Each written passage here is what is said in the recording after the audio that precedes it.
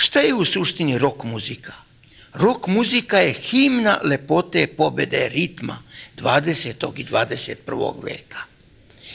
Rock muzika ima svojih određenih segmenata koje bi trebala da menja. Međutim, rock muzika u lavovskom delu, apsolutno ona treba da izaziva divljenje i poštovanje i mlade klase ljudskih bića, odnosno godišta, i srednje klase i starijih. To je dokazano. U suštini, rock muzika je moderna čar muzičke scene.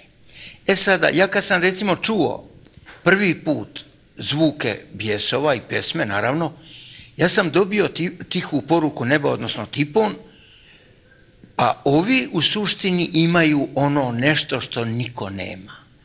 I Bijesovi u suštini, oni su potencijalno daleko najbolji rock sastav sveta. Međutim, ja sam sa, naravno, mojim prijateljem, gospodinom Zoranom, imao veoma jake polemičke mačeve, sudare mačeva. Ono što mi se nije sviđalo, recimo, u strategiji Bijesova, to je što nisu želeli strategijski prodor na svetskoj sceni. Ja sam oduvijek insistirao da se Bijesovi okrune svetskom krunom koju apsolutno po potencijalima i zaslužuju. Tako da smo imali komične momente. Kod nastupa u Čačku, ja sam unapred dobio tihe poruke neba da će Bijesovi naravno odneti pobedu.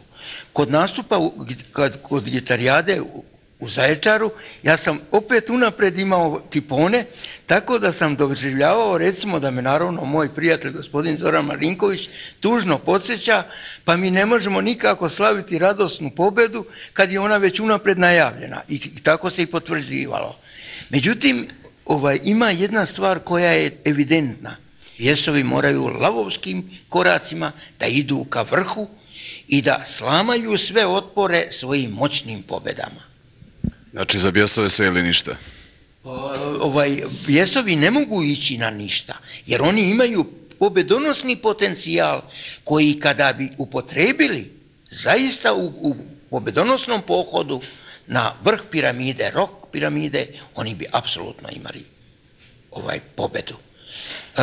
Ja sam imao čak i određene tipone koji su se ticali prijema kod američkih predsjednika, gdje oni jednostavno kažu kako je moguće da Bijesovi slomiju sve rokerske sastave sveta, i kad su ovi rekli jednostavno, kad se on razjario i kad je njegov sekretar rekao, ja sam ih slušao, izvinite gospodine predsjedniče, kako vam rade žlezde, pošto je to uobičajen naziv kod Amerikanaca kada je reč o raspoloženjima, tako da znate. Prema mom mišljenju, ukoliko se bude uzeo strategijski kurs Bijesovi, ukoliko budu uzeli strategijski svoj kurs, garantovano, i budu Bijesovi Zaječara, one note, one specifične težine i one moćne prodornosti, oni će u bukvalnom smislu istranžirati i reciklirati ostale sastave. Boško je čovek rata. Naravno, čovek belum.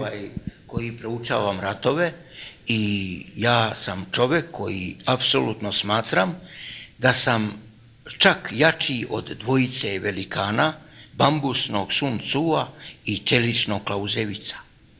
Tako da mi je velika žalost što mi je u 8. godini zabranjeno da naučim šah, jer sam pročitao kao 8-godišnji dečak da je šah ubistvo oca, svrgavanje oca i ubistvo oca, što je kod mene izazvalo strahovit jedan otpor protiv toga da naučim suštinski šah. A inače, ja znam micat figurama. Samo što ja ne, jer mi to brani podsvest, treba moju podsvest ukrotiti, ja ne znam osmišljeno da igram šah. Kad bi ja znao osmišljeno da igram šah, kažu šah je teška igra, ja nasmejan. Pa ljudi, zar je u Rudniku lakše? Pa ajte da vidimo da li je u Rudniku lakše ili na građevini. Kakva teška igra? Šah je teška igra za lake igrače. Šah traži da se zagreje stolica i jednostavno se prione. Da li je rat teška igra? Rat uopšte nije teška igra. Da vas podsjetim da sam čoveku koji je moj prijatelj veliki, gospodinu Jovanović Milanu iz Gornjeg Milanovca, koji je naravno i prijatelj gospodina Marinka, Zorana Marinkovića, da sam mu dao najnoviju koncepciju, udarnu NATO pakta, koja je toliko uraganska, ja tu koncepciju imam kod sebe, da on u bukvalnom smislu kada je pogledao, on je samo rekao ovo je nemoguće pobediti, a ja nasmejan od usta od uva do uva, a tad sam najopasniji. I onda mu nabrajam, ovdje su šupljikavi kao trapez sir, ovdje su šupljikavi, naravno on kao čovjek koji je formalista u ratovanju, ne može to da uvidi. Međutim, ima jedna stvar koju ćete pratiti. Prema mom mišljenju, čovjek kada se bori, tačno je to da kažu da je borba smisao svega postojećeg, a ne pobjeda. Međutim, opojni miris pobjede, to je nešto što zaista privlači. A kad se radi o mom projektu, ja radim na projektu naučno-istraživačkom koji se zove projekt Nirdala, koji je najudarniji, najeksplozivniji, najspektakularniji, ali i najopasniji pothvat u dosadašnjoj istoriji čovečanstva, spektakularnije i veličanstveniji od čuvenog otkrića Tutankamonove grobnice i od čuvenog otkrića glinene vojske kod Kine. Ono što je ključno kod projekta Nirdala, Nirdala je apsolutno sramota za čovečanstvo. Ono što će biti dramatično opasno, neće biti kad se Nirdala bude uhvatila u zamku, kad uđe u zamku. To kad ona uđe, to će biti jedan samo procedura operativna i strategijska i taktička.